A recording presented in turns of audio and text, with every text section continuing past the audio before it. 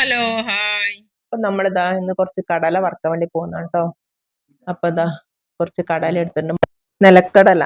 അപ്പൊ അതിതാ ഒരു പാത്രത്തിലിട്ട് അപ്പൊ ഇത് ഒന്ന് നനച്ചിട്ടാണ് നമ്മളിത് വറുക്കുന്നത്. കുറച്ച് ഉപ്പും കുറച്ച് വെള്ളം തളിച്ചിട്ട് ഒന്ന് നനച്ച് വെക്കണം. ഒന്ന് കുഴച്ചുകൊണ്ട് ഒരു 10-15 മിനിറ്റ് നമുക്കൊന്ന് ഇത് മൂടി വെക്കാം. അപ്പോൾ ഒരു നല്ല സോഫ്റ്റ്നെസ്സും ഉപ്പിൻ്റെ അതുപോലെ അങ്ങനെ പിടിച്ചിട്ടുണ്ടാവും. അതിന് ശേഷം നമ്മൾ കുക്കറിൽ വെച്ചിട്ടാണ് കേട്ടോ ഇത് വറുക്കുന്നത്. അപ്പോൾ നമ്മൾ പഴയ കുക്കർ ഉണ്ടെങ്കിൽ അതെടുക്കുന്നത് നല്ലത്. നമ്മൾ ആദ്യം ഈ പൂഴി നല്ലോണം ചൂടായിട്ട് അതിലാണല്ലോ വറുക്കല്. അല്ലെങ്കിൽ കുറേ ഉപ്പ് ഇട്ടിട്ട് ഉപ്പടിയിലിട്ടിട്ട് അത് നല്ലോണം ചൂടായി കഴിഞ്ഞാൽ അതിൻ്റെ മീതെ വെച്ചിട്ട് വറുക്കാറുണ്ട്. ഇപ്പം ഞാൻ കുറേ കാലമായിട്ട് ഇങ്ങനെ കേട്ടോ വറുക്കുന്നത്. നല്ല ടേസ്റ്റ് ഉണ്ട് ഇങ്ങനെ വറുത്തിട്ട്. എന്നാൽ നമുക്ക് ഇത് വറുക്കാൻ വേണ്ടിയിട്ട് പഴയ ഒരു കുക്കർ തന്നെ എടുത്താൽ മതി.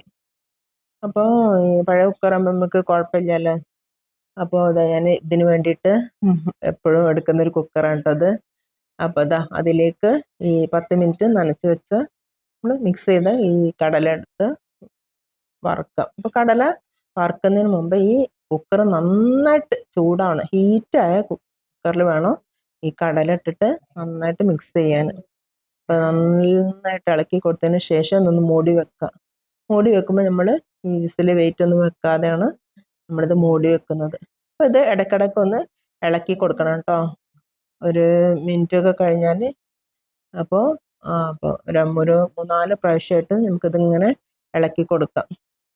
അപ്പോൾ ഇത് ഇടയ്ക്കിടയ്ക്ക് നോക്കണം. എന്ന് വെച്ചാൽ കടലിൻ്റെ പാകം എന്ന് പറഞ്ഞാൽ നമുക്ക് ഇങ്ങനെ കൈകൊണ്ട് ഇങ്ങനെ ആക്കുമ്പോൾ തൊലി ഇങ്ങനെ വിട്ട് വരില്ലേ, ആ ഒരു പാകം വരെ നമുക്ക് ഇടയ്ക്കിടയ്ക്ക് ഇങ്ങനെ ഇളക്കി ഒന്ന് നോക്കണം. അപ്പോൾ നമ്മളെ കടല റെഡി ആയിട്ടുണ്ട്. നല്ല ടേസ്റ്റാണ്. നമ്മൾ സാധാ വറുക്കുന്നതിനേക്കാളും നല്ല ടേസ്റ്റ് ഉണ്ട് കടല.